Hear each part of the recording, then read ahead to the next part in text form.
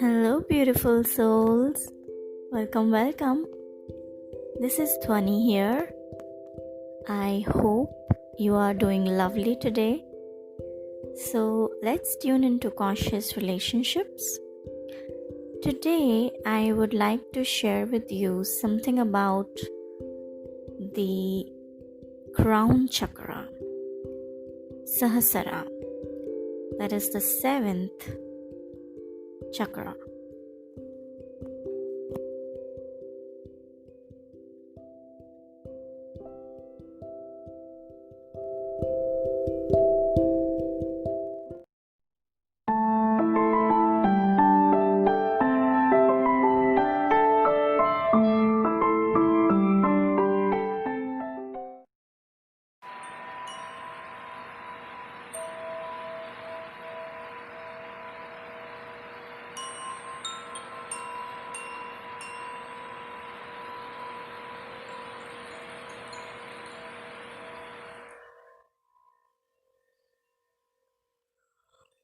What you do is what the whole universe is doing at the place you call the here and now. You are something the whole universe is doing in the same way that the wave is something that the whole ocean is doing. The real you is not a puppet which life pushes around. The real deep down you is the whole universe, as said by Alan Watts. Now, as Kundalini energy rises up from the lower chakras, we enter into the realm of pure consciousness. The vital breath has been inhaled. The sacred utterance has been spoken. The divine light has been felt, and the third eye has been opened. We now know the truth that only higher consciousness can bring. One is all, and all is one. We are now and forevermore receptive to stimuli, to which in the time before we were insensate. Shakti has removed the veils of Maya, that is illusion, which have evaporated like a mirage. In this episode, we will discuss the eternal significance of the seventh and final chakra, Sahasara, the crown chakra. We have now ascended the chakra from which all chakras emanate.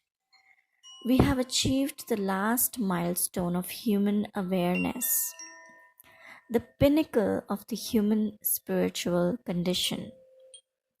Here, sacred energy is infinite and wisdom is pure and eternal. Before, things were merely relative, a state of duality, right? Now, things are absolute. We have obtained a state of nirvikalp samadhi, that is a state of non-duality, where we realize we are one with the cosmos and everything in the cosmos is one with us. A singularity of self has been reached.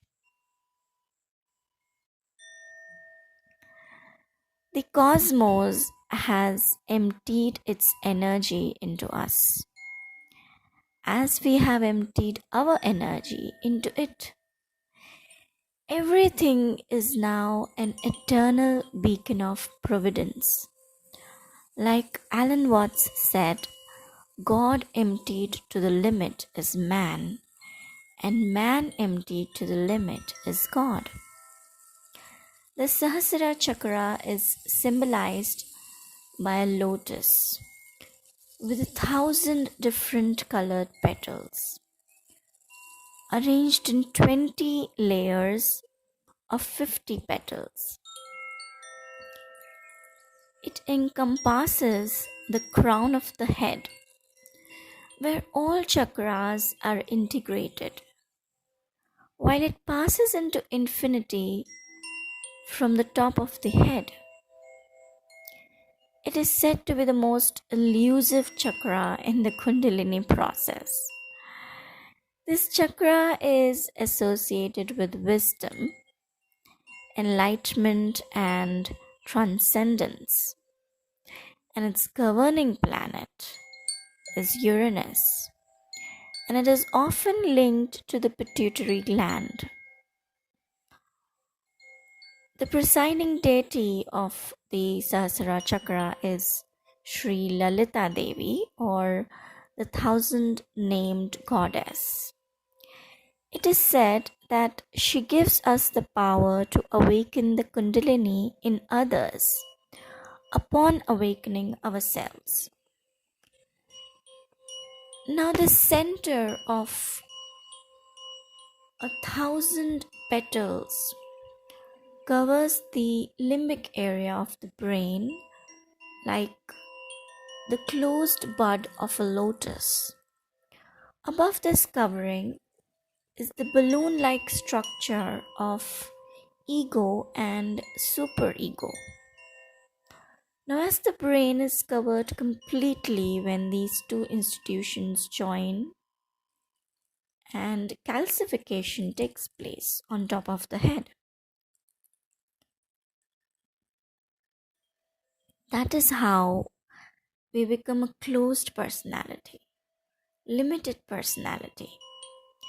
At the time of our spiritual awakening, it is our second birth. This egg like personality breaks at the top of the head.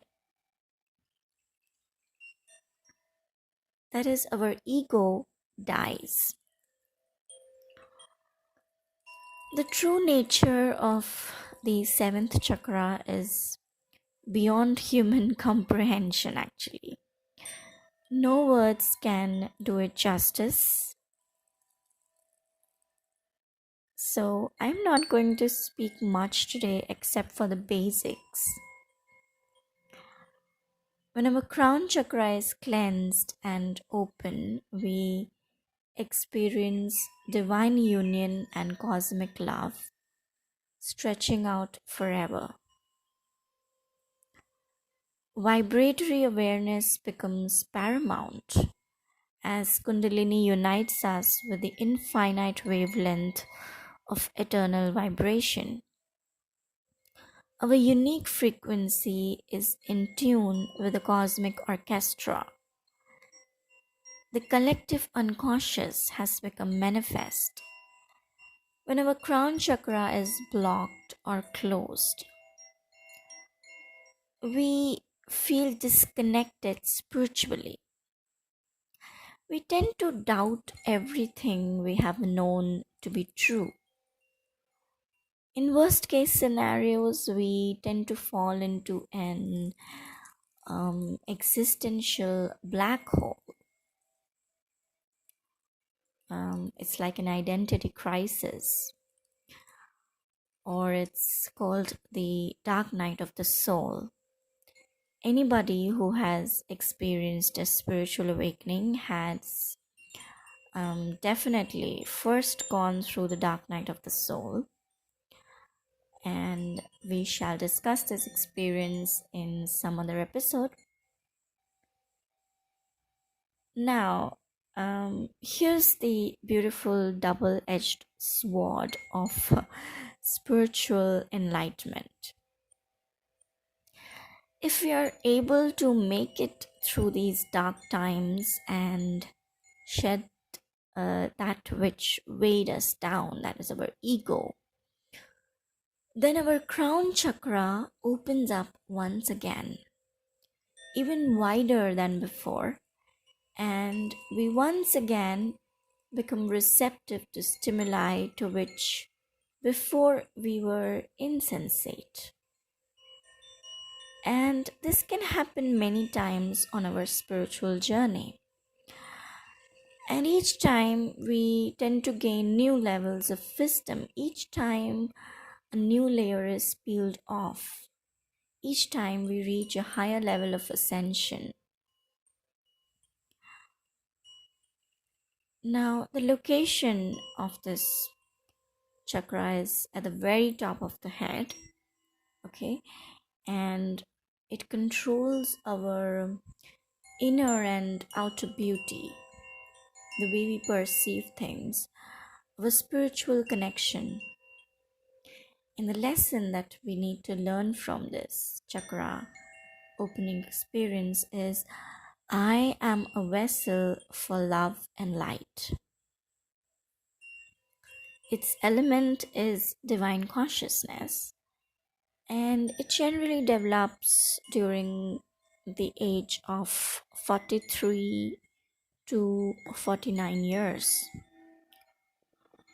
The color associated with it is violet and white. Violet and white are universal colors. They promote feelings of being connected with all.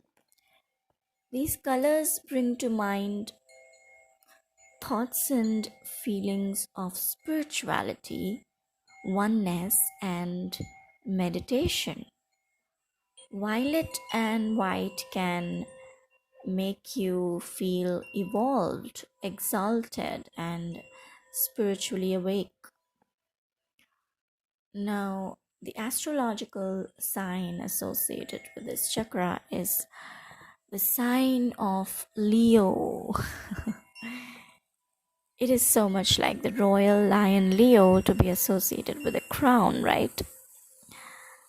So, Leos, your sign is ruled by the sun itself, which is most powerful in the space above your head. And you're most empowered in situations where you understand what is going on and can lead the implementation of a great solution. And maybe this is why Leo radiates a lot of grace. Leos are passionately idealistic. They are constantly seeking meaning and they will dig deep to find it for themselves. A Leo does not blindly accept dogmas. They want reasons to follow a belief. And listening to an inner voice often guides them. Leos will read spiritual books, listen to spiritual leaders, but at the end of the day, they will trust that inner voice to send them in the best direction. Lions aren't afraid of sharing their beliefs, and they may become powerful spiritual leaders if they choose that path.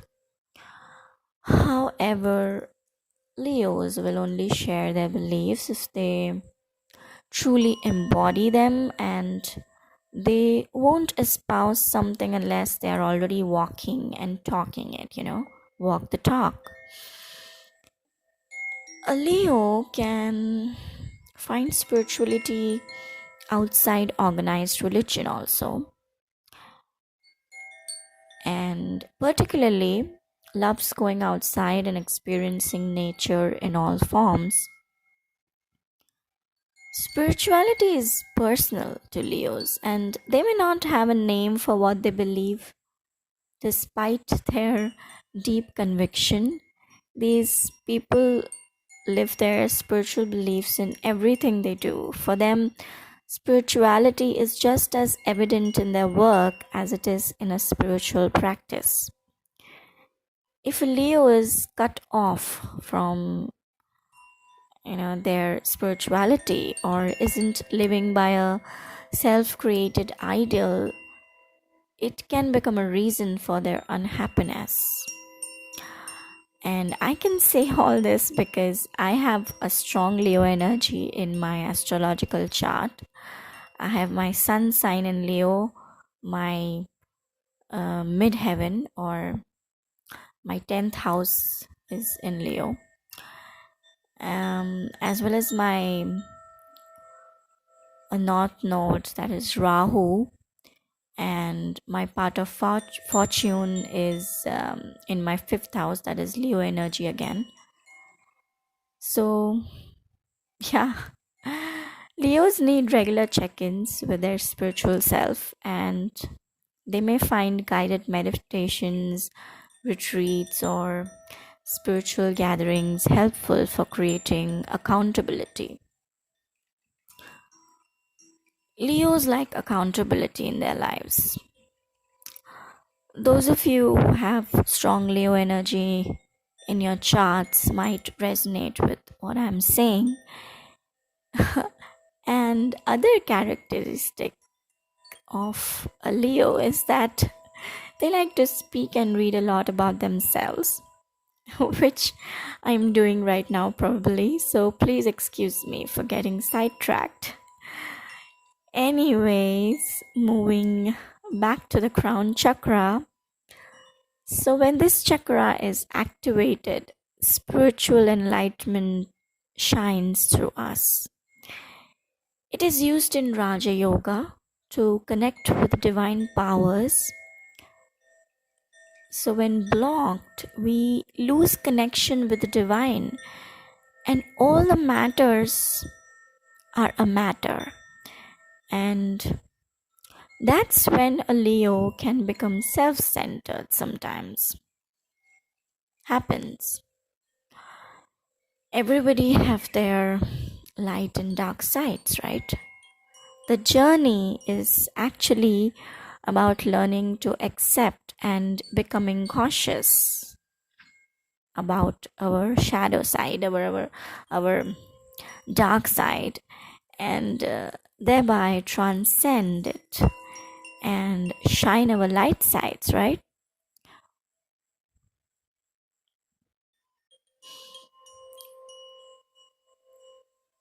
Now, the metal associated with this chakra is gold, which is said to be the desired goal of the alchemists and the oldest form of currency.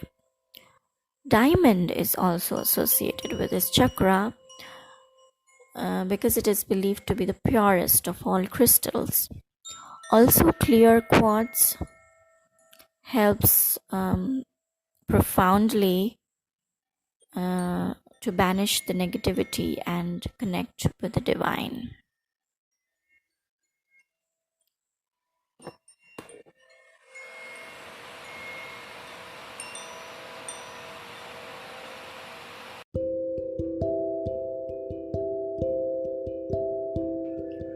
Well, that was all for now. So stay tuned till my next episode. The purpose is to share and spread love. God bless you in your beautiful journey of life.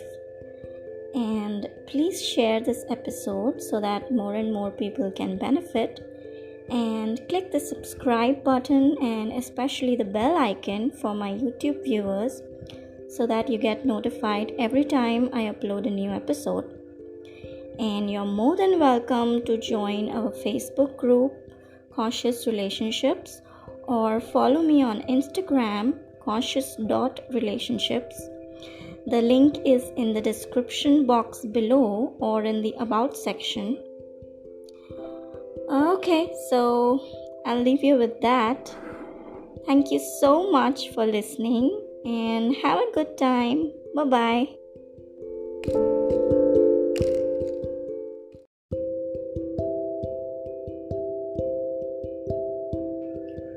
Well, that was all for now. So stay tuned till my next episode. The purpose is to share and spread love. God bless you in your beautiful journey of life. And please share this episode so that more and more people can benefit. And click the subscribe button and especially the bell icon for my YouTube viewers so that you get notified every time I upload a new episode. And you're more than welcome to join our Facebook group, Conscious.Relationships, or follow me on Instagram, Conscious.Relationships. The link is in the description box below or in the About section. Okay, so I'll leave you with that. Thank you so much for listening and have a good time. Bye-bye.